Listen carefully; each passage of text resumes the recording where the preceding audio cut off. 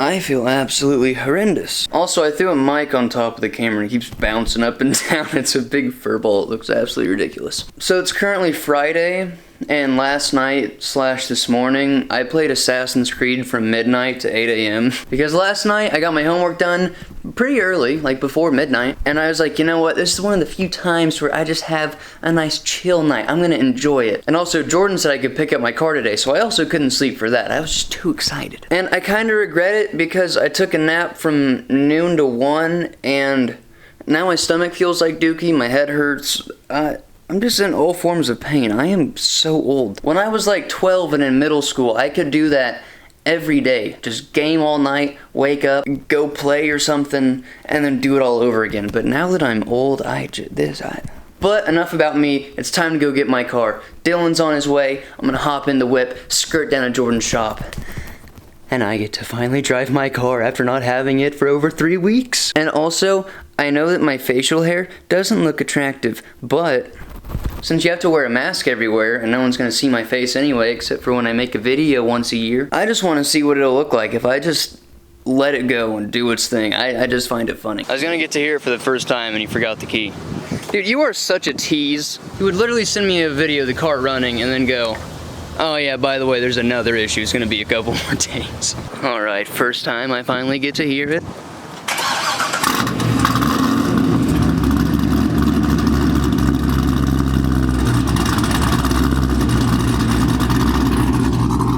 Ridiculous. So from like in front of the car or like beside it, it's not that bad. But when you get behind it, you can feel the chops hitting you.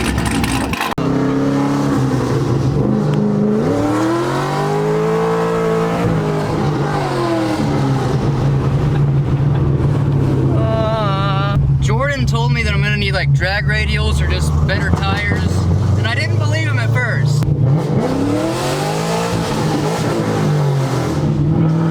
Wow, you suck at driving. Alright, and I'm taking it home. So the issue is something's wrong with the ABS. I guess it's a relatively common issue for Corvettes because me and Jordan both looked into a lot of forums about it, and yeah, so those lights are gonna be on. And then the check engine light is on from the O2 sensors. It's been like that for a couple months, so I got a few lights on, but other than that, it's running great. Jordan said one of the issues with the clutch is it was sticking to the floor, and I've just been shifting between 5th and 6th the whole way home, seeing if it would stick, and it hasn't yet. And it also feels extremely smooth. It's not nearly as heavy as I thought it'd be. It feels epic. So, just like when I got my headers done, I want you two to stand behind it when I start it. Then I can get yelled at off camera. Oh boy.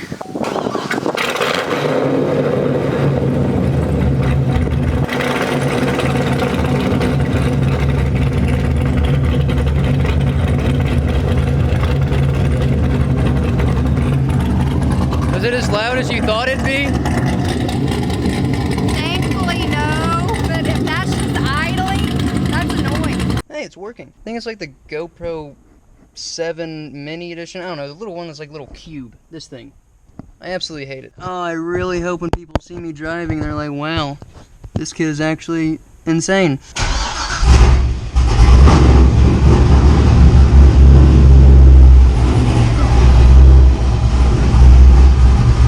Service anti-lock brakes, I don't care.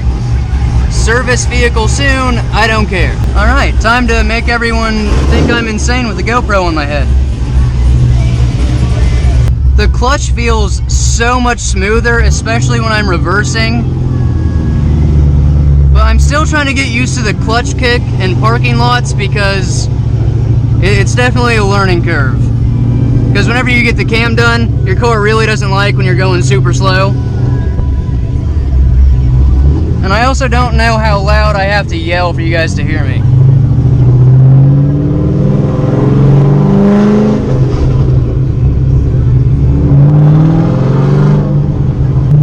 Okay, it's highway time.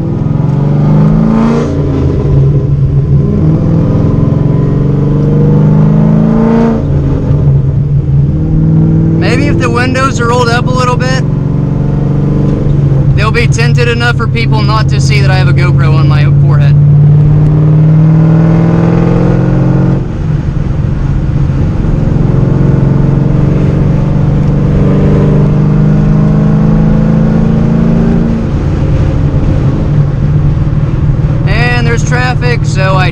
can get a pull in. Sick.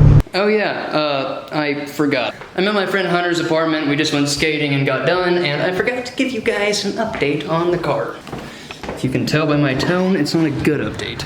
So, there it is, and there it will stay until Monday. So when I was driving it at first, there were no issues, clutch wasn't sticking. I was getting the ABS pop-up, but that's all it was, just a pop-up. I'd click clear, it'd go away, nothing would happen. But then once I got close to Hunter's, I felt, I think, a little, it's hard to describe. It was like either a vibration or like a very slight grinding. It was just a very slight disturbance in the force. And I thought it was because the cam is pretty rowdy, the car's shaking a little bit now, and I thought it was because I was in so many buildings that just like the sound was just bouncing off of it and like kind of just vibrating my feet or something a little bit, I don't know. And so I got to Hunter's, I was like one street away, I was in the street in front of the parking garage, and out of nowhere ABS just kicked on. I was only going 30, I wasn't doing a pull or anything because I haven't gone full throttle at all. I've gone 50% max because I didn't just want to overwork everything. I wanted to kind of break everything in, let the fluids get everywhere and whatnot. But then out of nowhere, ABS kicks in, I just hear this grinding and the car just stops. And so I'm like, that was weird. As soon as it started, I just threw it in neutral and just let it do its thing. And then I got it started again, moved it 2 feet, started grinding, and then stopped. And I was like, dude, I have to get up to this parking garage because I was right in front of the entrance and I can't just leave my car locked up there. So I turn it on again, I'm able to get it up to the parking garage, and once I get into the stall, I put it in neutral. I'm like, you know what, it hasn't made the noise yet, or the grinding, it hasn't made anything weird this time, so I'm just gonna let it sit. So I just left it running for like 10 seconds in neutral, just trying to listen and feel what I can feel. And then it just started grinding and then just stopped again. And here's a video that Hunter took.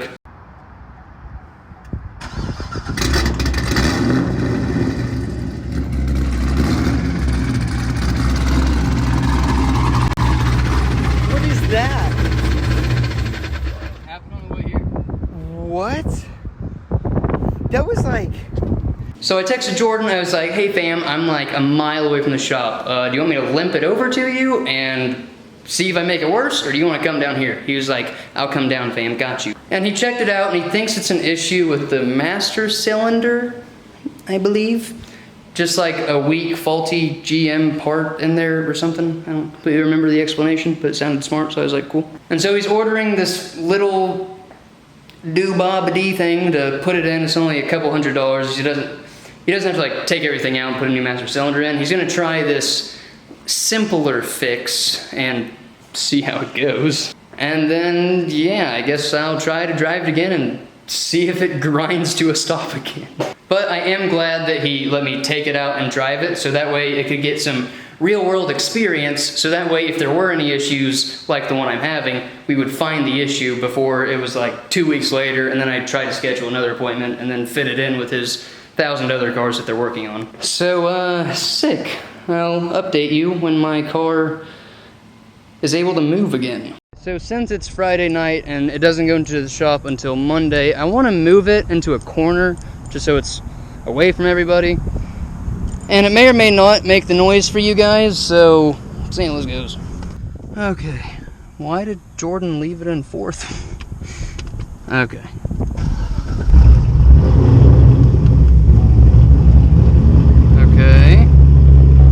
Okay, so far, it's not making the grinding noise or anything.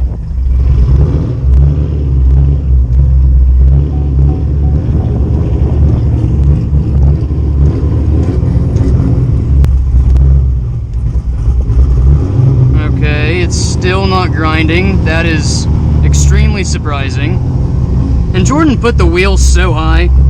I don't think he's that much taller than me. Okay, so now it's not acting up, which is really annoying. I just wish it would be broken or not broken.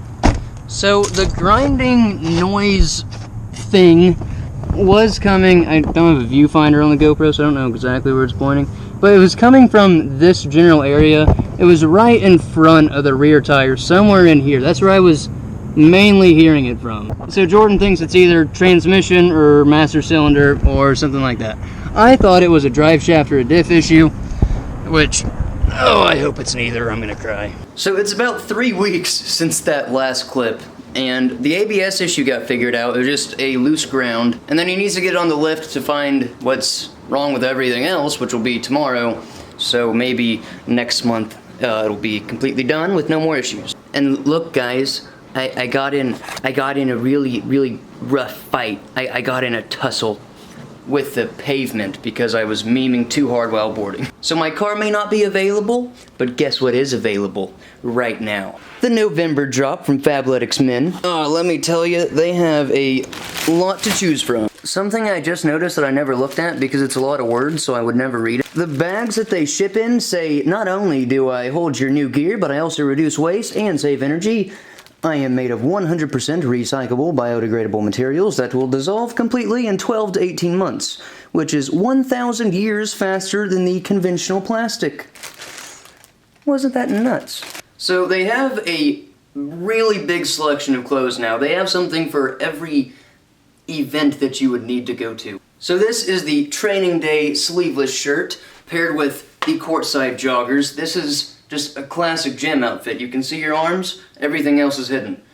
Perfect. And the training day, it's like really stretchy and it's like a meshy material, and it's just an overall perfect gym shirt. And then obviously, I don't know if you guys know or not, but the courtside stuff is my favorite, so paired with the courtside joggers, epic. And then next up is, let's say you don't work out or you're just gonna be lazy in general, then this is the perfect outfit for you. This is the post-game clip. This is the post-game crew, and these are the post-game pants. But the pants are extremely stretchy, okay? They got some good stretch. And also, same with the shirt. It's a little stretchy. I'm not exaggerating when I say this. This is the most comfortable clothing I've ever worn. The post-game stuff, I don't get how they're this comfortable. Like, it's just the softest thing that you will ever feel when you put it on. So this is the outfit if you want to be lazy and just chill. And then next on the list, we have the Explorer Crew, and it's like a wool type material thing. And I pair everything with the courtside pants because they look good and they're comfortable.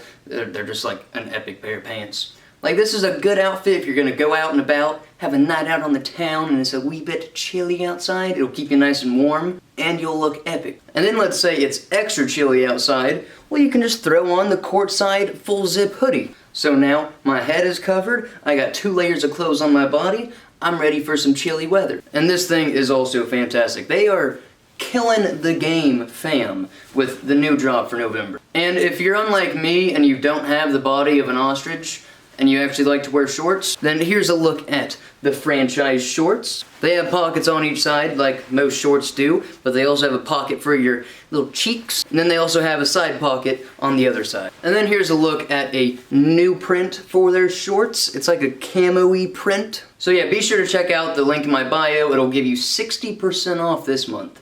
And yeah, that will also conclude this video. Hopefully next video my car actually runs and I have it for realsies this time. So, see you then.